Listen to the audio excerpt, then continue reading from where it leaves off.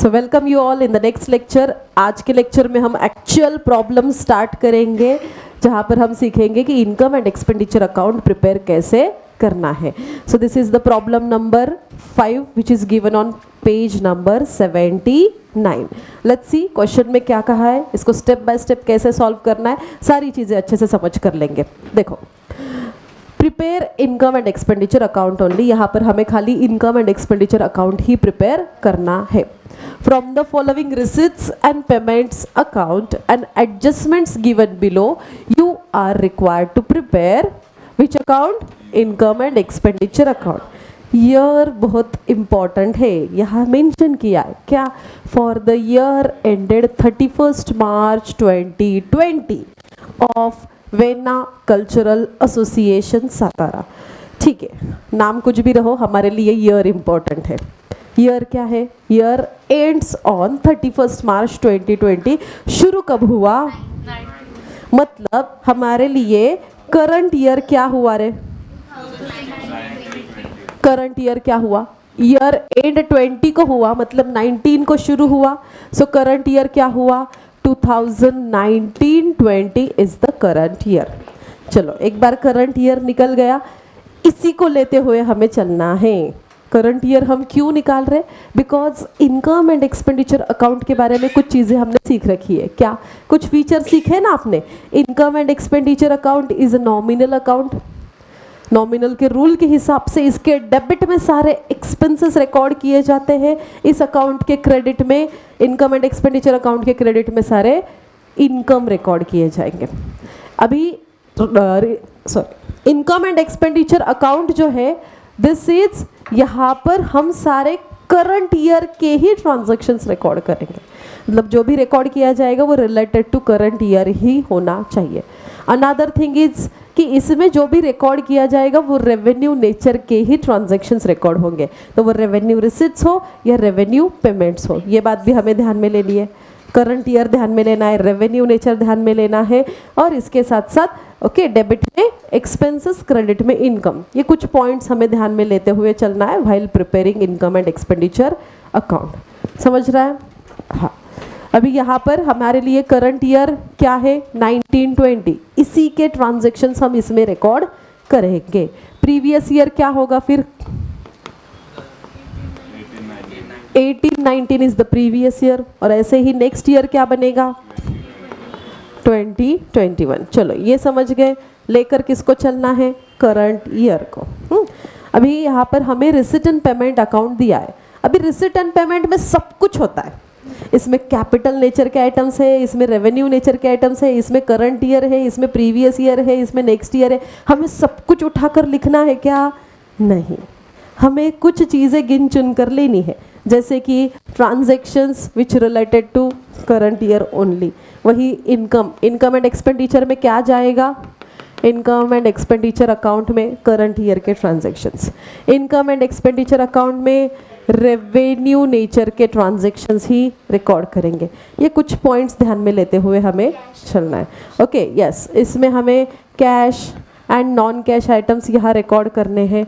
यहाँ जो भी हम रिकॉर्ड करेंगे वो रिसीव्ड या रिसीवेबल हो सकता है। ओके, मतलब आउटस्टैंडिंग प्रीपेड भी इसमें इंक्लूड होगा, या पेड या पेएबल। ओके, तो इस तरीके से आउटस्टैंडिंग हो या फिर प्रीपेड या प्री रिसीव्ड, ऐसे सारे नेचर के आइटम्स, ओके, इस तरीके के आइटम्स हम रिकॉर्ड करेंगे। कहाँ पर? इनकम एंड एक्सपेंडिचर अकाउंट में। This is nominal account. This account is similar to profit and loss account, उसी की तरह ये भी है। इसको एंड में क्लोज करने के बाद हमें एक तो सरप्लस मिलेगा या फिर डेफिसिट मिलेगा। चलो स्टार्ट करते हैं। Receipt and payment account for the year ended 31 March 2020। अभी दिस इज फर्स्ट जो बैलेंस दिया है, टू बैलेंस ब्रॉट डाउन, ये होता है ओपनिंग बैलेंस। ये क्या है? ओपनिंग बैलेंस, जिसमें कैश, बैंक का ओपनिंग बैलेंस। क्या इनकम एंड एक्सपेंडिचर को कोई ओपनिंग बैलेंस है? नहीं। हाँ, this account has no opening balance, तो इसको हमें लेना है क्या? नहीं। इन ओपनिंग बैलेंसेस को हमें लेना नाही आहे. मैंने क्या कहा, कुछ पर्टिक्युलर चीज़ें ही लेकर चलनी है, सगळंच उचलून लिहायचं नाही. ओके. सब्सक्रिप्शन, अभी सब्सक्रिप्शन में भी 3-3 ईयर दिए, हमें कौन सा ईयर लेना है, करंट ईयर, विच इज 1920. कितना है उसका सब्सक्रिप्शन, 1 लाख. तो ये 1 लाख वाली अमाउंट ही हम लेते हुए चलेंगे. कहा, income side. This is receipt side, right. Receipt मतलब पैसा आया, हमने रिसीव्ड कर लिया. रिसिट में वही लिखा जाता है जो हमने रिसीव्ड कर रखा है, पेमेंट में वही लिखा जाता है जो हमने पेड कर रखा है. बराबर. हाँ, ये रिसिट वाले सारे साइड्स कहाँ जाएंगे, ये इनकम में जाएगा. और पेमेंट सारे खर्चे हैं, ये कहाँ जाएंगे, ये सारे एक्सपेंसेस में जाएंगे. इतना तो कोई भी समझ पा रहा है. ओके. चलो, तो सब्सक्रिप्शन हमें कहाँ लिखना पड़ेगा, इनकम साइड. क्या सारे सब्सक्रिप्शन लिखेंगे, बिल्कुल नहीं. कौन सा लिखेंगे, करंट ईयर का subscription which is for 1920 is 1 lakh. This goes to income side. अभी फिलहाल हम इसकी और इसकी बात नहीं कर रहे. इसकी और इसकी बात तब होगी जब एडजस्टमेंट में कुछ दिया है अकॉर्डिंगली, तब देखेंगे. अभी फिलहाल इतना ही समझ कर लो. आ रहा है ध्यान में. Okay. Next is donation. Bracket में दिया है कौन सा डोनेशन है, जनरल. देखो, डोनेशन 2 तरह के होते हैं. एक होता है जनरल डोनेशन, एक होता है स्पेसिफिक डोनेशन. जनरल डोनेशन मतलब ऐसे कोई स्पेसिफिक काम के लिए नहीं दिया है, जनरली दिया गया है, which is revenue in nature. General donation revenue in nature. And if it is specific donation अगर दिया जाता है तो वो होता है कैपिटल इन नेचर. तो स्पेसिफिक वाला डोनेशन हम इनकम एंड एक्सपेंडिचर में नहीं लिखते, वो लाइबिलिटी में जाता है. बट जनरल डोनेशन है तो रेवेन्यू माना जाएगा ना. तो रेवेन्यू नेचर के आइटम्स तो जा रहे हैं ना, तो इसको लिखा जाएगा इनकम में, क्योंकि यह पे पैसा आया है. तो this is recorded in the income side. Entrance fees का भी पैसा आया, इनकम हुआ, इनकम में जाएगा. इंटरेस्ट ऑन फिक्स डिपॉजिट, हमने जो फिक्स डिपॉजिट इन्वेस्टमेंट कर रखी है उसके ऊपर इंटरेस्ट मिल रहा है, ये भी अपना क्या है, इनकम है. कहाँ जाएगा, इनकम साइड में. समझ पा रहे हो. पिकनिक रिसिट्स, उसके कुछ पैसे आए. ओके. ये भी हमारा क्या है, इनकम. हो गया. ये सारी साइड, रिसिट साइड कंप्लीट हुई. समझ गए कौन कहाँ जा रहा है, किसको लेना है, किसको नहीं लेना है. अभी आ जाओ पेमेंट साइड पे. पेमेंट में सारे क्या हो गए हमारे, एक्सपेंसेस, एक्सपेंडिचर. ओके. अभी इसमें से भी कुछ लेना है, कुछ नहीं लेना है. जैसे कि रेंट आप देख पा रहे हो, रेंट में 2 ईयर्स दिए हैं, एक 1819 है, एक 1920 है. हम कौन सा ईयर लेकर चलेंगे, करंट ईयर विच इज 1920. तो कौन सा रेंट आप कंसिडर करोगे, ये वाला 54,300 वाला रेंट हमें रिकॉर्ड करना है. कहाँ रिकॉर्ड होगा, expenditure side. Okay, expenditure side is the debit side and this one is the credit side of income and expenditure account. ये तो पता है आपको. हाँ. फिक्स्ड डिपॉजिट, अभी हमने फिक्स्ड डिपॉजिट इन्वेस्टमेंट कर रखी है, ये हमारी क्या हुई रे, असेट हुई. फिक्स्ड डिपॉजिट हमारी क्या है, असेट है. तो ये कहाँ रिकॉर्ड होगा, असेट साइड. तो यहाँ लिखना है क्या इसको, ये जा रहा है असेट में, बट इसको हम अभी रिकॉर्ड नहीं करेंगे बिकॉज हम खाली only income and expenditure account prepare कर रहे हैं. समझ रहे हो. देन सन्ड्री एक्सपेंसेस, खर्चा है हमारा, एक्सपेंडिचर है. सो एक्सपेंडिचर कहाँ जाना चाहिए, एक्सपेंसेस साइड में जाएंगे, एक्सपेंडिचर वाले साइड में जाएगा. इंश्योरेंस पे खर्चा किया है, insurance is also expenditure, so this goes to expenditure side. आगे दिया है printing and stationery, again this is खर्चा है, एक्सपेंडिचर साइड. पिकनिक का एक्सपेंस है, उसको भी हम कहाँ लिखेंगे, एक्सपेंस वाले साइड में. सैलरीज का खर्चा एक्सपेंस है, ट्रैवलिंग का खर्चा एक्सपेंस हुआ. एडवर्टाइजमेंट ब्रैकेट में क्या दिया है, 1819. अभी देखो 1819 तो कौन सा ईयर है, तो प्रीवियस ईयर की एडवर्टाइजमेंट हम करंट ईयर में लिखेंगे क्या, नहीं. तो यहाँ वही लिखना है जो कौन सी ईयर का है.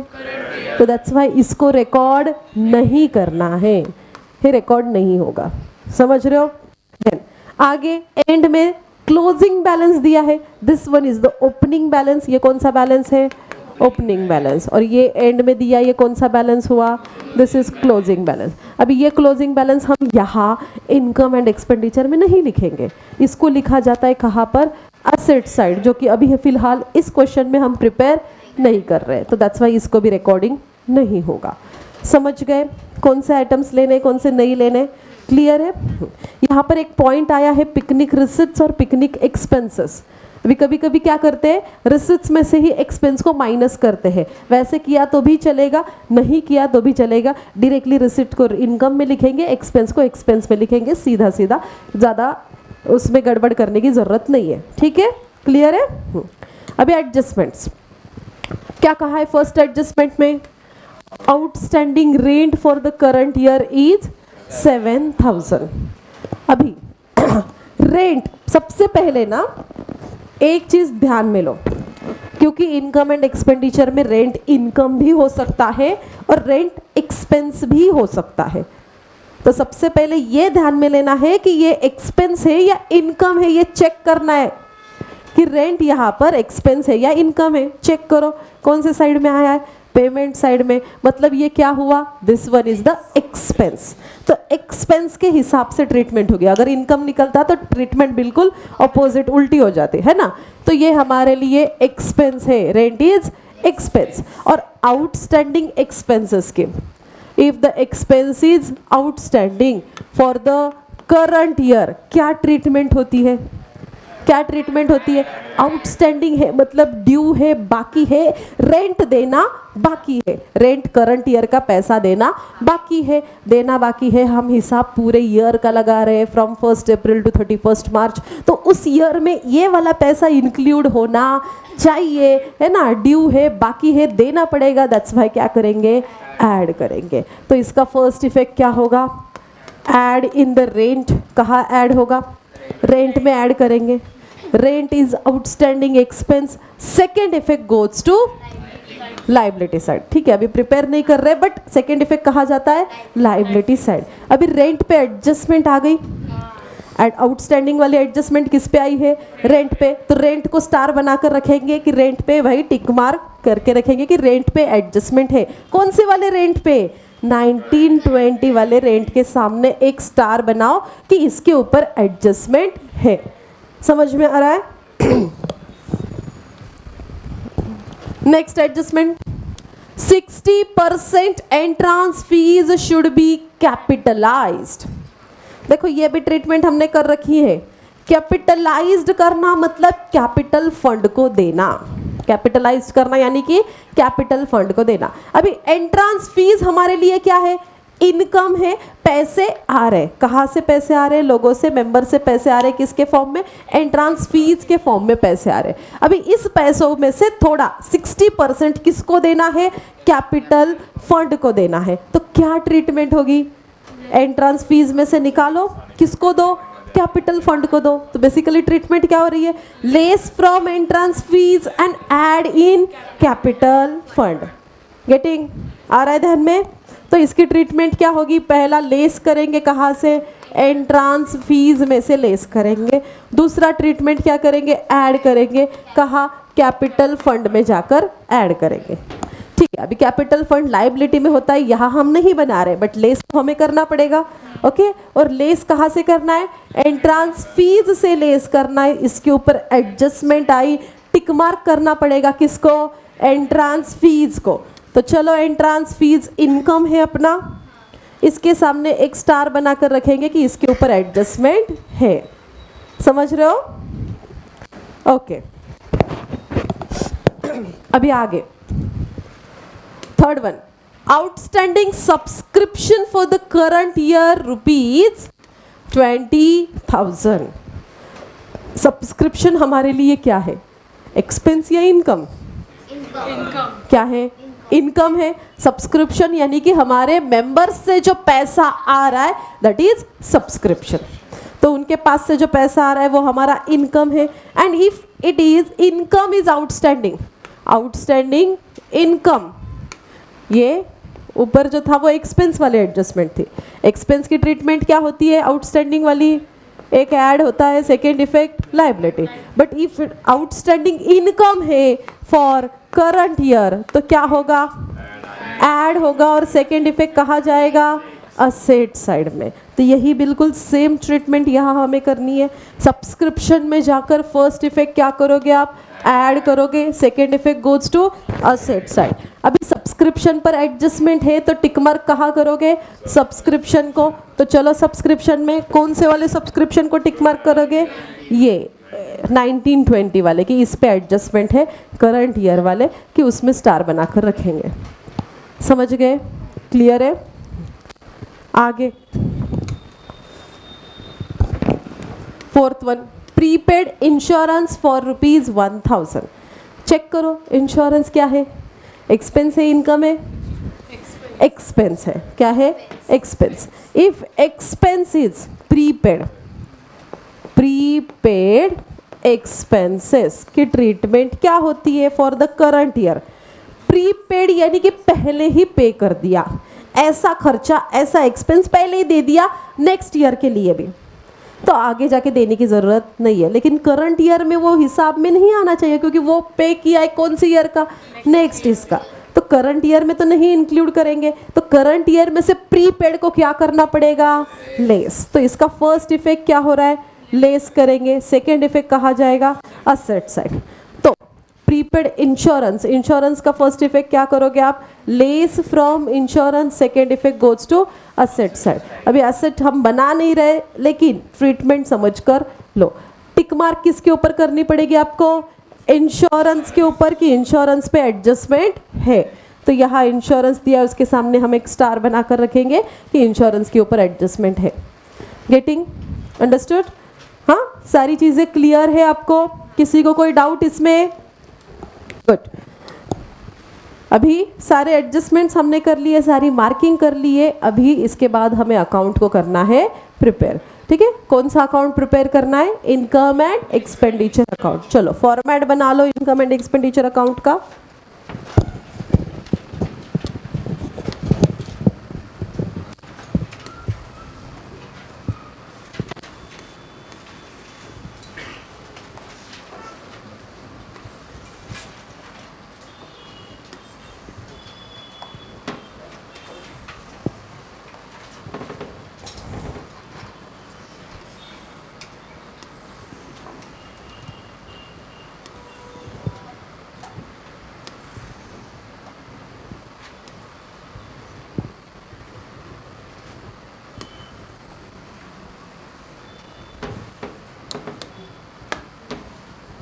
ऊपर आपको लिखना है in the books of and all, जो आपको दिया है क्वेश्चन में।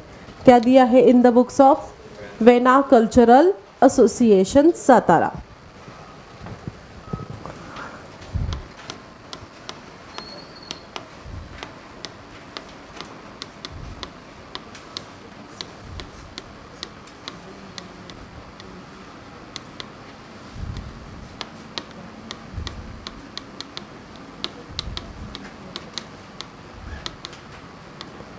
अकाउंट का नाम लिखना है resident income and expenditure account,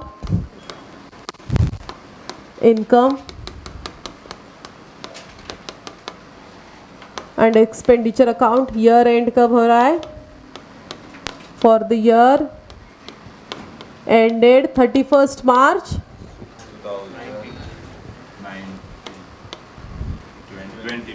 31 March 2020।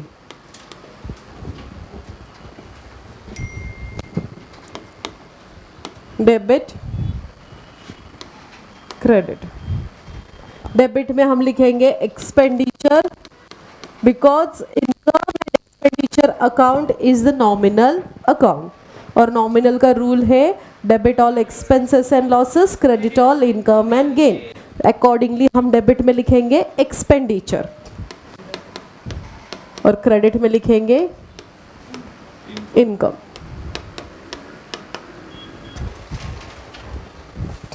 चलो सॉल्विंग करना स्टार्ट करेंगे। अभी हम शुरुआत करेंगे यहां से रिसीट साइड से। ओके, सबसे पहले हमें क्या दिया है रे, ओपनिंग बैलेंस। रिकॉर्ड होगा क्या, नहीं, इसको लेना नहीं है। नेक्स्ट क्या है, सब्सक्रिप्शन। सब्सक्रिप्शन रिकॉर्ड करना है बट विच वन, 2019-20 कितना है, 1 लाख और उसके ऊपर भी एक एडजस्टमेंट आई है। कहाँ रिकॉर्ड करोगे, इनकम साइड में। तो चलो इनकम साइड में वहां लिखो by subscription. Amount is 1 lakh and एक एडजस्टमेंट है, दैट्स वाई एक लाइन हमें लीव करनी है फॉर एडजस्टमेंट. Okay, next. अभी ये सब्सक्रिप्शन हमने लिया क्या 18-19 या 20-21 का? नहीं. क्यों? Because income and expenditure account में वही जाएगा जो करंट ईयर का है, और ये प्रीवियस ईयर, नेक्स्ट ईयर यहाँ हम रिकॉर्ड नहीं करेंगे. इसका इफेक्ट अगर होता तो वो कहाँ? बैलेंस शीट में, बट वो तो हम यहाँ प्रिपेयर नहीं कर रहे. Then donation, general donation is recorded on the income side. ठीक है, 25,000 लिख दो डोनेशन बाय डोनेशन, और कोई भी एडजस्टमेंट नहीं है, दैट्स वाई अमाउंट कहाँ लिखोगे? आउटर कॉलम में 25,000. हो गया. आगे डोनेशन के बाद नेक्स्ट इज एंट्रांस फीस. कहाँ लिखोगे? Income side.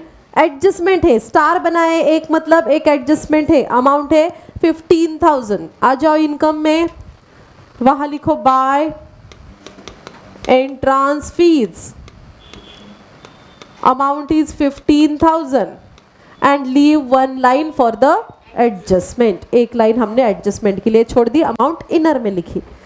आगे donation, entrance fees. Interest on fixed deposit, ये भी कहा जाएगा इनकम साइड, बिकॉज इंटरेस्ट मिल रहा है हमें एफडी पर, ये हमारा इनकम है, विच इज 4,800. इनकम में लिखो bye interest on fixed deposit. क्या अमाउंट है? हाँ, 4,800 इन आउटर कॉलम. लिखा. आगे next is picnic receipts. Income है अपना, कहाँ लिखेंगे? इनकम में 20,000 लिख दो इनकम में बाय पिकनिक रिसिट्स 20,000. जैसे मैंने कहा कि कुछ में इसमें क्या किया जाता है, रिसिट्स में से एक्सपेंस लेस किया जाता है, बट हम डायरेक्टली लिखेंगे, लेस करने की ज़रूरत नहीं है, तो भी आंसर वही आने वाला है. हो गया ये सब. चलो, यहाँ पर हमारी रिसिट साइड होती है कंप्लीट. अभी हम आएंगे पेमेंट साइड में. सबसे पहले क्या दिया है? रेंट. अभी रेंट हमें कौन सा लेना है? करंट ईयर का, विच is for 1920. Okay, expense side में रिकॉर्ड होगा, और एक स्टार है, एक एडजस्टमेंट भी है, अमाउंट है 54,300. अभी एक्सपेंडिचर साइड में आ जाओ, यहाँ लिखो टू रेंट, अमाउंट लिखेंगे इनर में 54,300. एक लाइन छोड़नी है क्योंकि इस पे एक एडजस्टमेंट है. ओके, आगे रेंट के बाद नेक्स्ट फिक्स्ड डिपॉजिट लिखा जाएगा. नहीं, ये जाता है एसेट में. Sundry expenses, expenditure side 8,000 to sundry expenses. अभी एडजस्टमेंट नहीं है, that's why amount will be in outer column 8,000. Sundry expenses के बाद next item is insurance. Okay, ये भी इसके ऊपर स्टार किया, इसके ऊपर एडजस्टमेंट है, एक स्टार यानी कि एक एडजस्टमेंट है. कहाँ लिखेंगे? एक्सपेंडिचर साइड, अमाउंट है 12,000. लिखो एक्सपेंडिचर में टू इंश्योरेंस, अमाउंट है 12,000. इनर में लिखा हमने 12,000. क्यों? बिकॉज एडजस्टमेंट है, और एक एडजस्टमेंट की एक लाइन यहां पर लीव करनी है. देन इंश्योरेंस के बाद next item is printing and stationery. ये भी कहा जाएगा एक्सपेंस साइड में टू प्रिंटिंग एंड स्टेशनरी. बताओ amount 6,000 in outer column 6,000.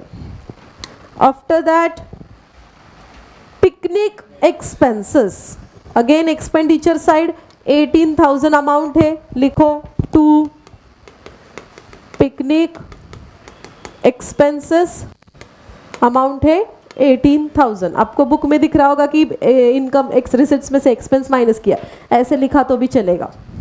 Okay, उसके बाद सैलरीज कहा एक्सपेंडिचर साइड 20,000. चलो एक्सपेंडिचर साइड में लिखो 2 सैलरीज 20,000। एडजस्टमेंट नहीं है, दैट्स व्हाई अमाउंट सीधा हम कहाँ लिख रहे हैं, outer column.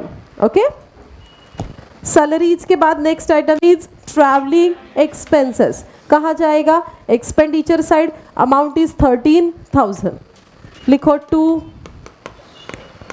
Travelling expenses, adjustment नहीं है, अमाउंट सीधा आउटर कॉलम में 13,000। ओके, उसके बाद क्या नेक्स्ट दिया है, एडवर्टाइजमेंट। बट एडवर्टाइजमेंट ईयर कौन सा है, 18-19 is the previous year, that's why इसको रिकॉर्ड नहीं करेंगे। और लास्ट में दिया है हमें क्लोजिंग बैलेंस। अभी ये क्लोजिंग बैलेंस हम कहाँ लिखते हैं, एसेट में, तो इसको यहाँ पर रिकॉर्ड नहीं करना है। चलो, पोस्टिंग हो गई हमारी यहाँ पर कंप्लीट। वंस पोस्टिंग कंप्लीट होने के बाद नेक्स्ट स्टेप हमारी क्या है, एडजस्टमेंट्स। ओके, अभी एडजस्टमेंट करेंगे हम लोग। देखो फर्स्ट एडजस्टमेंट क्या कहा है, outstanding rent for the current year ₹7,000। Current year का आउटस्टैंडिंग, अभी हमने रेंट क्या है, एक्सपेंस है, एक्सपेंस अगर आउटस्टैंडिंग है, देना बाकी है तो देना पड़ेगा, क्या होगा, ऐड। सेकेंड इफेक्ट कहा जाएगा, लायबिलिटी। तो रेंट में जाकर ऐड करेंगे 7,000। ओके, आ जाओ रेंट में, लाइन छोड़िए ना हमने, वहां लिखो add outstanding rent, amount is 7,000। तो 54 में 7,000 54,300 में 7,000 ऐड कर दो, 61,300। अमाउंट लिखते वक्त भी प्रॉपर जीरो के नीचे जीरो है ना, बिल्कुल लाइन में आनी चाहिए अमाउंट्स आपके। चलो, इसका सेकेंड इफेक्ट कहा जाएगा लाइबिलिटी, बट हमने यहाँ प्रिपेयर नहीं किया। Okay, next 60% entrance fees should be capitalised. क्या करना है, एंट्रांस फीस का 60% किसको देना है, कैपिटल को। एंट्रांस फीस में से क्या होगा, लेस। ठीक है, चलो अभी एंट्रांस फीस में, अभी एंट्रांस फीस यहाँ कितनी है, 15,000। तो 15,000 का 60% निकालो, 15,000 का 60% यानी कि 60/100। 60% entrance fees capitalised, working note. हाँ करो, कितना आ रहा है, 9,000 आया। ठीक है, ये 9,000 बेसिकली हमें करने क्या है, लेस करने हैं, किससे, एंट्रांस फीस से। लिखो less 60% capitalised, 60% capitalised. 15,000 minus 9,000, 6,000 will be in outer column. Second effect कहा जाता है इसका, कैपिटल फंड में ऐड। ओके, आगे outstanding, third adjustment, outstanding subscription for the current year 20,000। Subscription हमारा क्या है, इनकम है, और इनकम आउटस्टैंडिंग है। क्या करेंगे, आउटस्टैंडिंग का first effect add. Current year के लिए फर्स्ट इफेक्ट क्या होता है, ऐड। सब्सक्रिप्शन में चलो वहां लिखो add outstanding for current year. कितना है रे, 20,000 ऐड करेंगे, आउटर में आ गया 1,20,000। करंट ईयर सब्सक्रिप्शन आउटस्टैंडिंग है, इसका सेकेंड इफेक्ट कहा जाता है असेट साइड। ठीक है, यहाँ पर वो प्रिपेयर नहीं किया गया। आ रहा है समझ में, सभी को क्लियर है। Okay, next adjustment, prepaid insurance 1,000। Prepaid है, क्या करेंगे, प्रीपेड लेस। ओके, चलो इंश्योरेंस में आ जाओ, वहां से करो less prepaid, amount is 1,000, in outer column 11,000। Prepaid का सेकेंड इफेक्ट क्या कहा जाएगा, expense prepaid, second effect asset side. ठीक है, हो गए सारे एडजस्टमेंट, सारी ट्रीटमेंट हो गई। इसके बाद आपको ये अकाउंट करना होता है क्लोज। अभी ये अकाउंट क्लोज करने के बाद एक तो हमें मिलेगा सरप्लस, या फिर डेफिसिट। देखो ये वाली साइड हमारी इनकम वाली साइड है, क्रेडिट साइड, मतलब यहाँ हमारा इनकम है। इफ इनकम ज़्यादा है और खर्चे कम है तब हमें होगा सरप्लस, यानी कि एक तरह से प्रॉफिट। अगर इसी का उल्टा ये वाली साइड एक्सपेंस है, इफ एक्सपेंसेस ज़्यादा रहे और इनकम कम हुआ तो होगा डेफिसिट। चेक करते हैं ना कौन ज़्यादा कौन कम है। क्या करना है आपको, इस आउटर कॉलम की इनकम की टोटल करनी है, वैसे ही इस आउटर कॉलम की एक्सपेंस की भी टोटल करनी है। चलो टोटलिंग करो और मुझे बताओ विच टोटल इज ज़्यादा है, कौन कम है, कौन ज़्यादा है, बताओ। हाँ, अभी इनकम साइड यानी कि अपनी क्रेडिट साइड की टोटल कितनी है? 70,000 1,75,800। वैसे ही अभी आप एक्सपेंस की टोटल भी करोगे, expenditure side which is debit side. अभी डेबिट का टोटल करके देखो कितना आ रहा है? 1,37,300। चलो अभी यहाँ दोनों टोटल है अपने पास, कौन सी ज़्यादा है? साफ साफ समझ में आ रहा है कौन सी टोटल ज़्यादा है? Income side is more. तो क्या करोगे आप, अकाउंट को क्लोज करने के लिए इस तरीके से एक लाइन नीचे, डबल लाइन, और बिल्कुल ये एक ही लाइन में आपका आना चाहिए। Okay, which side is more? Income side is more. तो दोनों तरफ वही अमाउंट लिखेंगे, दोनों तरफ वही अमाउंट लिखेंगे। 1,75,800, 1,75,800 दोनों तरफ लिखा। अभी इसमें से मतलब ये जो ज्यादा अमाउंट है उसमें से कम वाली अमाउंट क्या करोगे आप? लेस करोगे। इसमें से इसको लेस करो, कितना अमाउंट आ रहा है देखो? 38,500। देखो कि ये इनकम ज्यादा है, खर्चा कम है, income is more and expense is less, तो हमें क्या होगा? सरप्लस। तो ये हमें क्या मिला? ये मिला सरप्लस। अभी सरप्लस को हम यहाँ रिकॉर्ड करेंगे, विच साइड? एक्सपेंडिचर साइड में। देखो सरप्लस कैसे निकलेगा? Excess of income over expenditure is surplus. Income ज़्यादा है, खर्चे कम है, तब हमें क्या हुआ? सरप्लस। अगर इसी का उल्टा होता तो क्या होता? डेफिसिट। सरप्लस यानी कि एक तरह से प्रॉफिट ही है। यहाँ लिखेंगे टू सरप्लस, ब्रैकेट में आपको लिखना है क्या? Excess of income over expenditure. और सरप्लस कितना आया? 38,500 हमारा आया सरप्लस। अगर इसके आगे वाली स्टेप क्या होती है? इसी सरप्लस को हम ले जाएंगे कहाँ पर? कैपिटल फंड में, उसमें जाकर करना है आपको ऐड। आया सभी का? किसी को कोई डाउट इसमें? क्लियर हुआ? ओके, सबको ये क्लियर हुआ किस तरीके से हमने income and expenditure account prepare किया और सरप्लस यहाँ पर आया है। ठीक है, अभी ऐसे ही इसके आगे के जो प्रॉब्लम्स रहेंगे, नेक्स्ट क्वेश्चंस, वो हम अपने नेक्स्ट लेक्चर में करेंगे। आज के लेक्चर में यहीं पर रुकते हैं। That's it for today. Thank you so much.